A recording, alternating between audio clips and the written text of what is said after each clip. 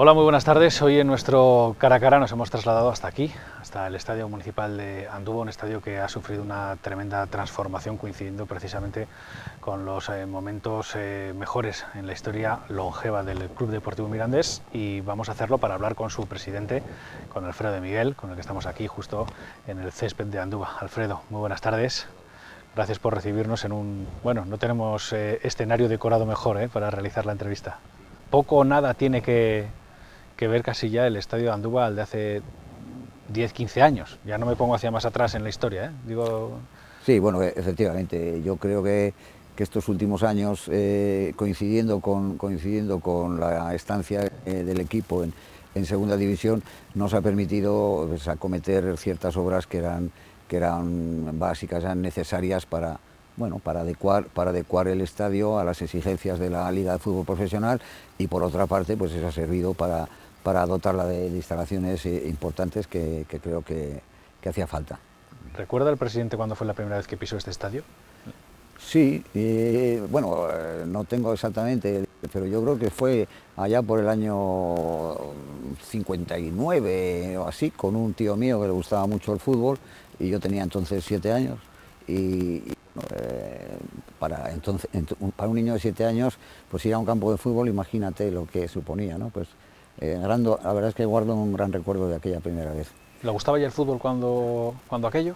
¿Era una de sus aficiones preferidas o Bueno, sin yo, más? si tengo que ser sincero, el fútbol no es algo que me haya interesado demasiado. Yo he sido una persona que, mientras que mis amigos, cuando teníamos chicos, cuando éramos jóvenes, niños incluso, iban a jugar al fútbol, pues yo me iba a pescar ranas o a coger berros o en fin, a coger caracoles, lo que fuese. Me gustaba más el campo y la naturaleza que el fútbol. Mi paso por el fútbol ha sido por circunstancias que, en fin, que yo no contaba que iban a pasar, pero bueno, han pasado y aquí estoy. Y la verdad es que una vez que te metes, pues el fútbol es apasionante, tiene muchos aspectos apasionantes. Engancha, ¿no?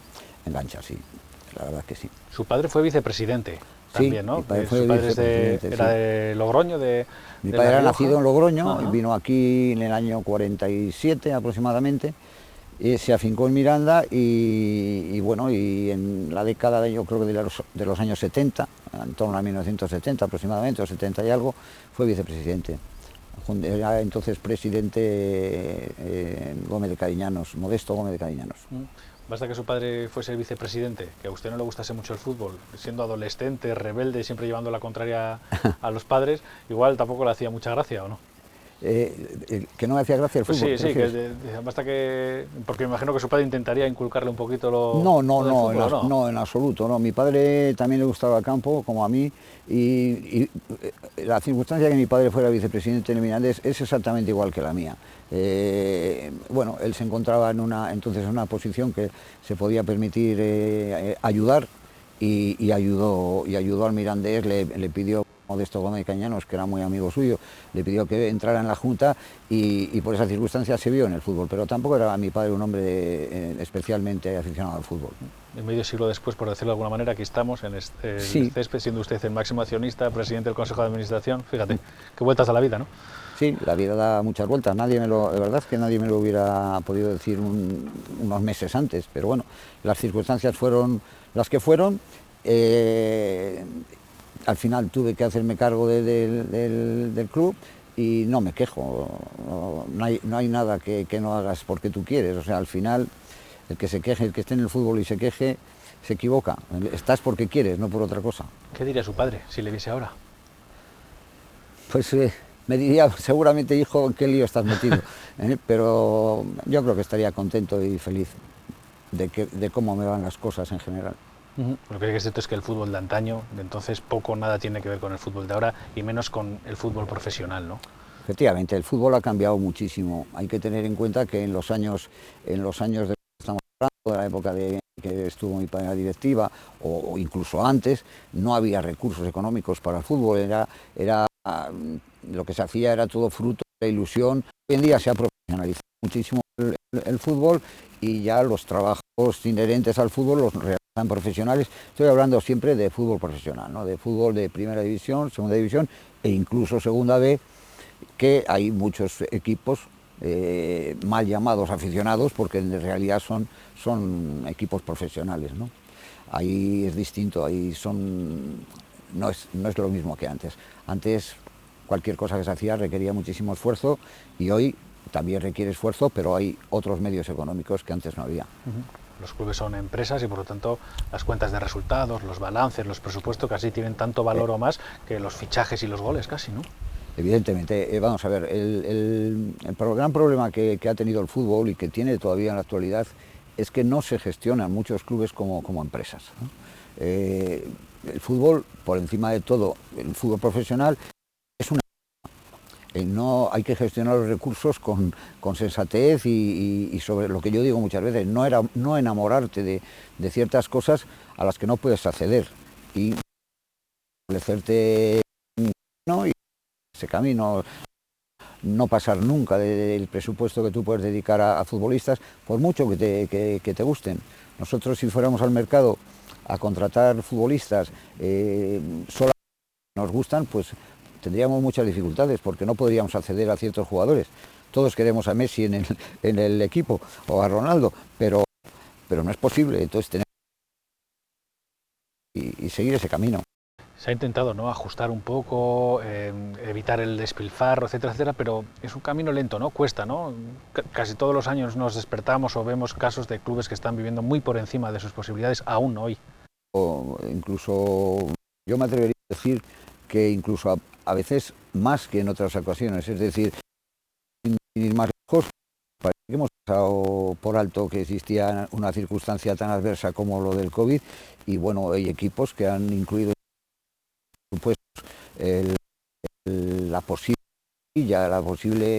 posibles cuotas de abonados sin darse cuenta que es tangible y que si eso no al final no prospera o lleva a cabo, suponer un esfuerzo enorme en el presupuesto. Usted como presidente de un club de fútbol no tiene experiencia, pero como empresario, como emprendedor, sí, lógicamente, eso siempre es un aval a la hora de esto, ¿no?, de cuadrar las cifras. El Mirandés, obviamente, me atrevo a decir, ¿no?, será el equipo que menos afectado por el COVID puede estar, el equipo o de los que vamos. Un poco ese carácter mirandés que se refleja, ¿no?, en ese hecho de ser de tres sitios, de ninguno, un poco únicos, ¿no? Sí, efectivamente, pero bueno, yo en principio yo creo que el mirandés es una persona que se sociabiliza muchísimo con la gente ha sido siempre una ciudad en la que, yo no sé si por la Renfe o porque vino mucha gente en los años 40 y 50 a Miranda, estamos muy acostumbrados a recibir a la gente y la afición misma da buena prueba de ello cuando vienen aficiones rivales que hacen paellas, que hacen todo tipo de actos y pasan, la verdad, un día estupendo, en fin, lo cual nos hace sentirnos pues muy orgullosos de esos recibimientos y de ese trato a la gente de fuera. Hablamos de los estudios, usted estudió en Álava en un internado, yo también estuve en un internado. ¿Qué recuerda de esa experiencia? Porque sí que es una huella que queda indeleble, marcada, ¿no?, a la gente que pasa por un internado, un poco como lo de la mili, ¿no?, que uno siempre se acuerda de ello. Bueno, yo creo que un internado, como estuve yo desde los 10 hasta los 18 años, te marca para toda la vida, te hace ser una persona bastante especial. Hay que tener en cuenta que no tienes ese contacto con tu familia. Además, en la época en la que yo fui interno, pues lógicamente se venía muy poco a casa, no es como ahora, los fines de semana, tal. Entonces venías en Navidades, venías en Semana Santa y venías en verano. Si habías estudiado, si suspendías, te quedabas interno todo el verano. Entonces, yo puedo decir que mi educación fue entre dura y muy dura. Pero también te digo que estoy orgulloso de ciertos valores que me inculcaron de pequeño en los colegios en los que he estado y bueno, y que yo mi educación no la cambio. Cambiaría algunas cosas de las que pasaban entonces, que todos sabemos y que las hemos vivido algunos en segunda o tercera persona y otros en primera, por desgracia, pero sí, el paso por el internado marca mucho a la gente. Te haces quizá más, sí, forja carácter, sin duda alguna. Eres más capaz de estar solo, eres más capaz de asumir problemas solo, porque claro, cuando tienes 11 años y vas al patio y te quitan el bocadillo, pues te lo tienes que solucionar tú solo y no tienes allí a tu padre, a tu madre, a tu hermano. En fin, yo creo que sí, que forja carácter estar en un internado. Retomamos el tema empresarial, emprendedor, echado un vistazo, bueno, no sé si hay algún sector que no haya tocado, ¿no? Porque tengo por aquí pues la hostelería, la construcción, incluso ganadero a nivel de caballos, vinos, coches, seguros, además de lo de la funeraria que es conocido de todos. Madre mía, menudo carrusel. Sí, bueno, yo... ¿Eso es inquietud o...? Yo creo que el empresario nace empresario y ya cuando te dicen, oye, esto y tal, pues vamos a ver y tal, pues te metes en ello, ¿no? Sí, yo creo que he tocado prácticamente, puedo decir, casi todos los temas del mundo del negocio, ¿no? Unos con más éxito, otros con menos, pero, en fin, los negocios fundamentales en los que yo siempre he estado dedicado, he sido a seguros, he sido agente de Seguros Santa Lucía toda mi vida, durante años, y la funeraria, que lógicamente era una mi padre, y yo pues, hice aquí un tanatorio en el año 2000 y bueno, ese ha sido, digamos, mis negocios de una nodriza, ¿no? Luego me he dedicado efectivamente al mundo del automóvil, tuve la concesión aquí de Audi Volkswagen unos cuantos años, luego construcción, aunque construimos en Canarias, prácticamente todo lo que hicimos lo hicimos en Canarias, y bueno, pues sí, efectivamente, ganadero en todos los sectores. También he trabajado, antes de ser empresario, en el hostelero he sido también. El último negocio que hice fue el hotel de aquí de Ciudad de Miranda con mi amigo Gonzalo Antón, aunque luego ya se las vendí mis acciones y ahora ya no tengo nada que ver con ello, pero bueno, sigo teniendo una gran amistad con él.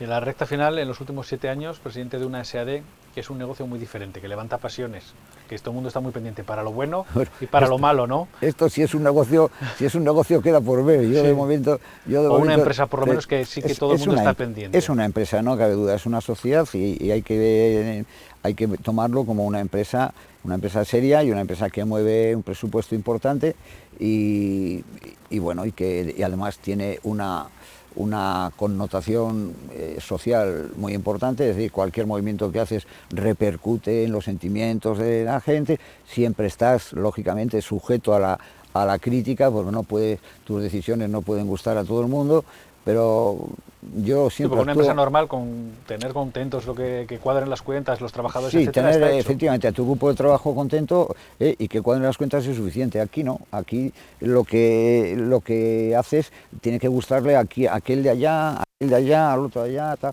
A este le parece bien, al otro regular. Lo mismo que cuando cambia un entrenador, a uno le gusta, a otro no le gusta, pero entonces yo no puedo hacer una junta general extraordinaria para decir, señores, vamos a votar todos qué entrenador cogemos. Eres presidente de un consejo de administración o consejero delegado, tienes que tomar las decisiones y las tomas a tu leal saber y entender de la mejor manera posible. Unas veces acertarás, otras veces te equivocarás, pero al final el resultado pues, se demuestra año tras año que es bueno, ¿no? ¿Qué recuerdo tiene de aquel agosto de 2013, si no me equivoco, en el año? 12. Me llama mi amigo Ramiro Vuelta, que era el presidente, estaba yo más tranquilo que la puñeta y de repente me llama y me dice que hay que echar una mano aquí. Y le dije, Ramiro, que yo no soy de fútbol, me tienes que echar una mano. Bueno, pues yo he tenido siempre ese talante soy una persona que me ha gustado hacer favores cuando he podido hacerlos y me metí. Y al año siguiente pues me vi involucrado en la conversión de la sociedad, que bueno, pues que salieron las acciones a la venta, como tú sabes muy bien. Los socios creo que suscribieron en torno a 911.000 euros aproximadamente y quedaba un pico de 1.380.000 y nadie se arrancaba. Un pico, nadie se arrancaba. Fue que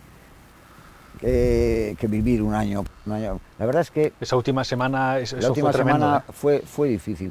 Y además tuve que aguantarme un año las ganas de decir la verdad. La verdad, eso quería preguntarle también, que quizá siempre lamenta, ¿no?, que no se haya reconocido lo suficiente. Han pasado muchos años y ya se puede decir la verdad, porque ya le pueda molestar a nadie, pero la verdad fue que en el último momento la única persona que puso el dinero con la promesa en el aire de los jugadores que iban a poner 500.000 euros, yo les dije, yo pongo 800, vosotros 500, Y me dijeron que sí. Pero fue transcurriendo el tiempo y aquí no ponía nada. Y únicamente cuando descendimos a segunda B, el día de San Juan del Monte, mientras la gente se estaba divirtiendo en la laguna, yo estaba aquí reunido con ellos reclamándoles que cumplieran su compromiso.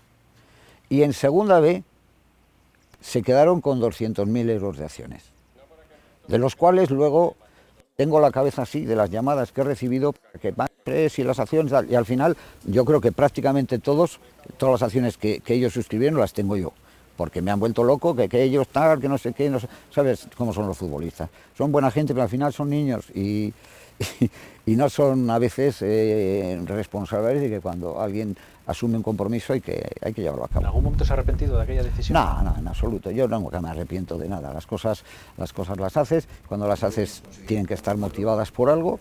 Si la motivación es suficiente, pues hay que ir adelante y el camino es siempre adelante. Nunca te puedes arrepentir de las cosas. El presidente sufre siempre, ¿eh? Porque cuando las cosas van bien, los héroes son otros y cuando las cosas van mal, enseguida se mira al palco. En el mundo del fútbol es así. En el mundo del fútbol nadie se plantea de que cuando hay un éxito, bueno, es que este entrenador que tal...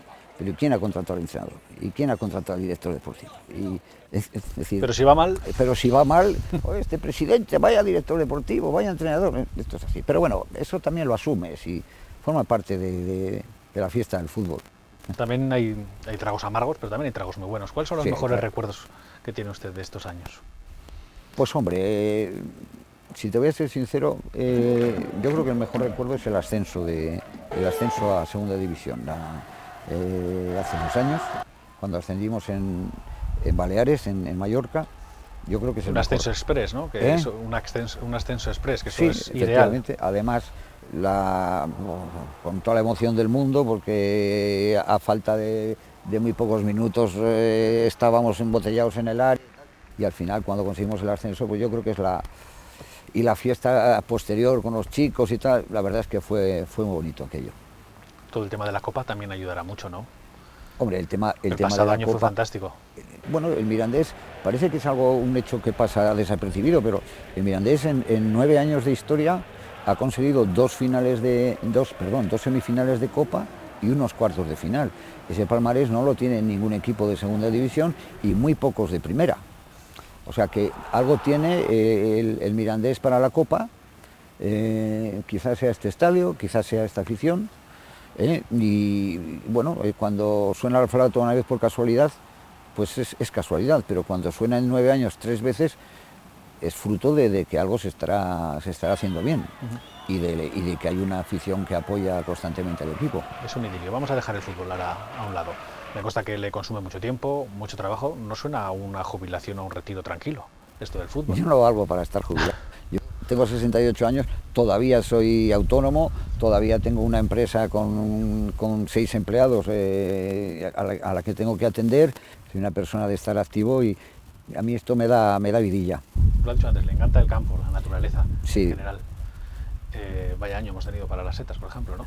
¿Qué temperatura? Sí, ayer estuve precisamente ahí en el monte, cerca de donde vivo, y cogí unas cuantas setas.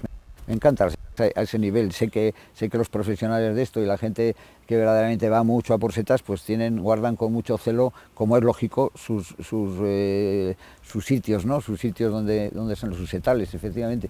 No, a mí no me pasa eso. Yo voy al campo y si veo una zona que pueda ver, miro un poco, siempre llevo una bolsita y si cojo una docena de setas, pues para hacerme un revueltito y se acabó. Se quita el ranchillo uno. ¿Y la caza también le gusta? La caza sí, la caza me ha apasionado toda la vida. Exclusivamente la caza menor, la perdiz y la codorniz. ¿Cuándo fue la primera vez o con quién fue la primera vez que tuvo esa experiencia? Pues con mi abuelo, y mi abuelo era cazador y son venenos que se te meten de pequeño, y ya sé que hoy en día el mundo de la caza tiene muchos detractores, pero hay que distinguir también. También en el mundo de la caza hay diferencias, hay cazadores y escopeteros. El cazador que se ha forjado desde pequeño, que tiene una afición y que tiene una de cazador, respeta la caza. Es más, me atrevo a decir que en muchos sitios, si hay caza, es gracias al cazador.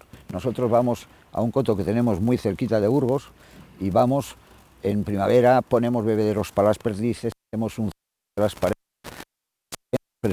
perfectamente la densidad que hay, los que se matan, hembras que se matan. Esto, si esto estuviera libre y se dejaría libre, pues lógicamente no habría ni una perdiz, estoy seguro además.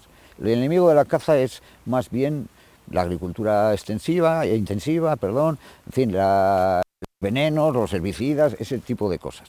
El cazador hace una caza selectiva y se cuida mucho de dejar caza para otro año. Lo que sí que es cierto es que si en el fútbol sí que hay futuro, porque los niños juegan al fútbol prácticamente muchos, todos, ¿no? En el aspecto de la caza ahí puede haber un problema generacional también, ¿no? Sí, sí, ahí lo hay sin duda alguna. Los cazadores actuales son gente de mi edad, un poquito más jóvenes, tal, pero no se ven chicos de 18 o 20 años que juegan a las... Vamos terminando. Sorprendentemente no hemos hablado todavía del tema estrella en estos tiempos que corren, ¿no? El coronavirus, la pandemia. ¿Cómo lo lleva Alfredo de Miguel en general? Luego lo hablamos cómo puede afectar al club en particular. Bueno, yo a nivel me procuro cuidarme, me ayuda el que vivo en un pueblo, como sabes, me ayuda mucho y yo francamente lo llevo bien. Yo creo que para la gente de nuestra edad, vamos, de mi edad, es más fácil. Hay que ser sincero, te decía antes, ¿no?, que pedirle a la gente joven que se quede en casa haciendo un ejercicio de responsabilidad absoluta, pues es muy difícil porque están empezando a vivir y es muy difícil mentalizarles de que se quede en casa. La verdad es que es una lástima esto que ha pasado, porque condiciona mucho el tipo de vida. A mí a nivel personal, la verdad es que es poco. Con connotaciones económicas, con eso por supuesto, como a todo el mundo, esto nos ha hecho daño a todos. Pero a nivel personal yo sigo viviendo mi vida, paseo con mis perros, voy al monte, en fin, no me afecta demasiado. A nivel profesional deportivo no será fácil mantener esa burbuja, ¿no? Eso es tremendo, eso a nivel profesional, en el mundo del fútbol, el competir a ultranza, es decir, el competir pese a lo que pese al COVID y pese a todo, pues supone un desembolso económico brutal, con menos recursos, como te decía antes, pero al mismo tiempo un control exhaustivo, un estar encima continuamente de que las cosas vayan por los cauces adecuados, de cumplir todos los protocolos y luego confiar en la suerte, porque el riesgo cero no existe. Como sabes, estamos todos sujetos a coger este bichito en cualquier lado, ¿no? Vamos, hay que preparar la cabeza, ¿no? Porque pensábamos que iba a ser una carrera de sprint, pero ya vemos que esto va más para maratón. Yo las dos consejos o consideraciones que hago es capacidad de adaptación a las circunstancias y paciencia. Esto es todo lo que puedo recomendar. Ya sabemos que esto es muy fácil decirlo cuando no tienes un restaurante, cuando no tienes un bar, cuando no estás en ERTE. Esta gente hay que ayudarles como sea y el resto de gente, pues paciencia y resignación. Pues muchísimas gracias, Alfredo, por haber pasado estos minutos con nosotros y que siga manteniendo esa energía, ¿no? Esas ganas por estar ahí al pie del cañón. Muchísimas gracias a vosotros también. Ha sido un auténtico placer. Nosotros despedimos desde aquí, desde el césped de Andúba. Ya saben que en breve volveremos aquí, en su casa, en los 8 muros, con un nuevo cara a cara. Muy buenas tardes.